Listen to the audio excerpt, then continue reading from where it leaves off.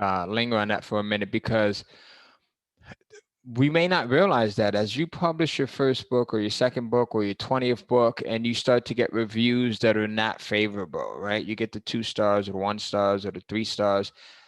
What Linda just said is you just go look at what the reviewer said, right? And they're giving you the changes that you should be making. If they say, hey, the character in here was boring, I hated this character, well, you just go in and you change that character up, and you make that person a little bit more exciting. And it's usually a couple of tweaks, or you can go back to your writer and say, hey, make this character, just give him some life, give him something, right? That makes him a little bit more exciting.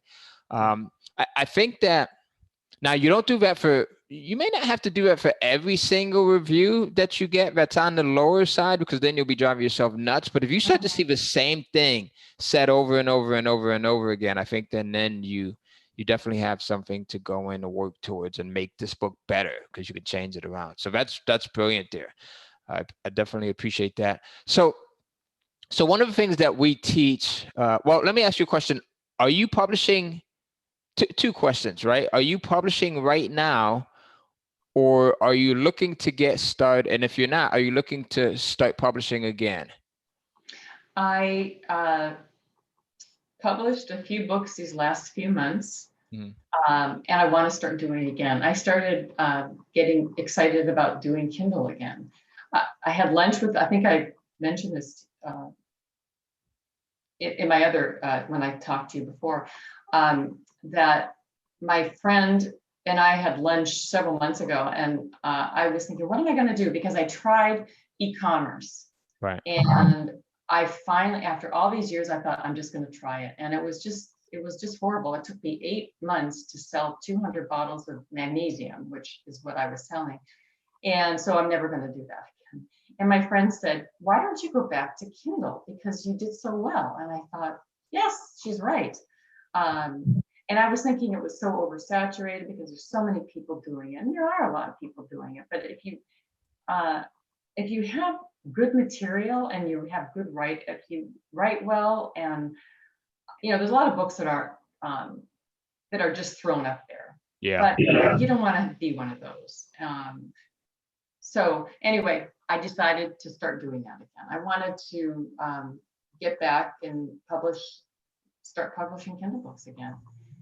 Very cool. Very cool. So are you going back with shorter books now? Are you going to remain with the 25, 30 page books, or are you looking to change that? I still want to keep it like 40 pages, maybe. Yeah. I bought your romance reader Prophets, and I think maybe those books are maybe a little longer. They don't have to be, but I still like the 40 pages. I still like that. And and it's easier, I think, to get a ghostwriter, because if you get a ghostwriter for a novel and they're halfway through and you really don't like it, got a problem there. Yeah. So I think I'm gonna go that route, just like 40 pages. I have an idea. I took a walk right before this interview, and I had an idea, and I thought, I'm going to check it out after this interview. It's not, there's somebody doing something similar, but mine would be a different topic, and he or she's doing very well. And I thought, and they're about 40 pages long. They're doing very well. They sell for $2.99. I thought, well, I have to check though and see if this is good from the training, to see if this is a good thing to do. Right.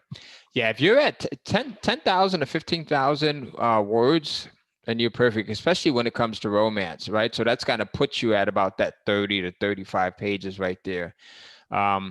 And then with Kindle Unlimited, right? Because now you're also getting paid off of the reads. If you go at 40 pages, then that even puts you in a better position right there. So this other person, are they in the Kindle Cashflow Mastermind Facebook group, or are they not?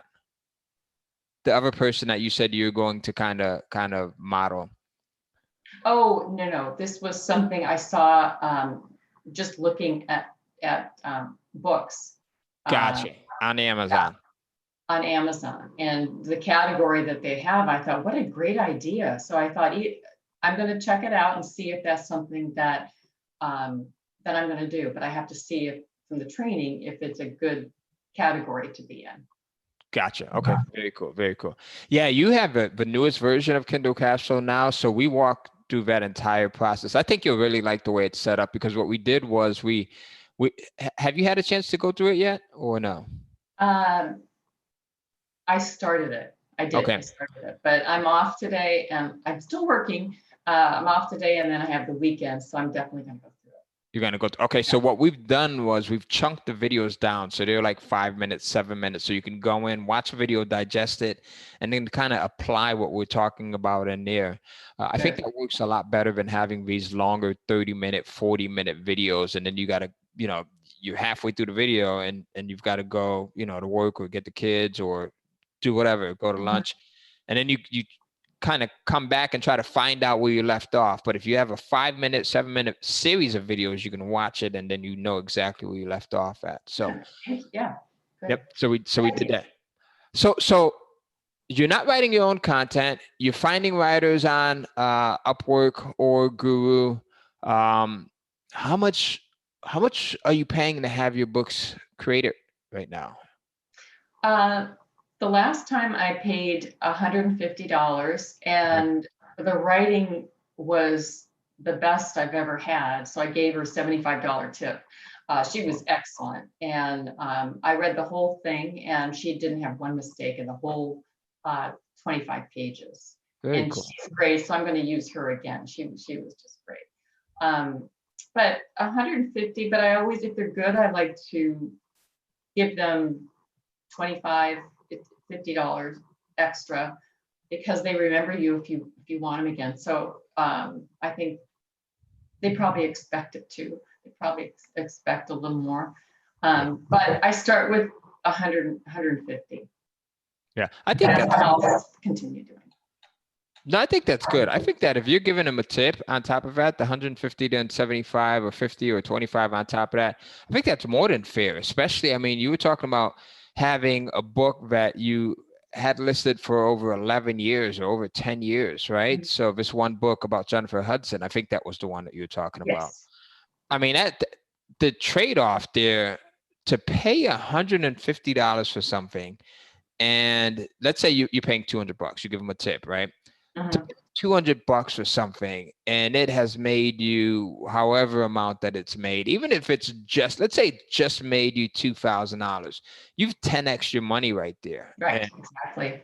like there's very few places where you can do that, right? Unless you're listening to like Bernie Madoff or someone who's going to tell you that, hey, we can give you these huge returns. But I think that in itself is incredible. So it merits rewarding your writer, especially if you have someone that's good. So now moving into that, you have these digital assets. You see that, 10, 11 years have passed by, and yes, the sales are declining, but they're still selling.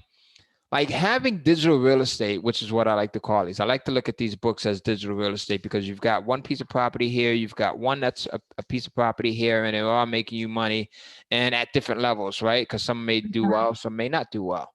But they're making you money like 24/7, 365, intellectual property that you own. How did that make you feel, like knowing that you have this intellectual property that was like this machine out there making money for you?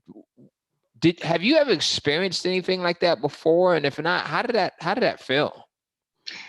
It well, like I said, when I was at work, when I would check, I was making about at least $200 a day for Right. several months. And I remember at the time I had to take my cat to the chiropractor to get laser, and it was Right. $65 each time. When I was making all this money, I remember thinking it's not a problem to take Yeah. him. Before it was, I was 65, it was a lot of money to You me. think But about that. yeah, but when I was making that money, it was like this is freedom when you're making $200 a day. I was making at least $6,000 a month plus from my job. So I was making like over 9,500 a month. And I watched my bank account go up and up and up. And it was great. And I thought this is a taste of freedom. This is what it's like. And Yeah. it's a good time. It's a great feeling, Ty.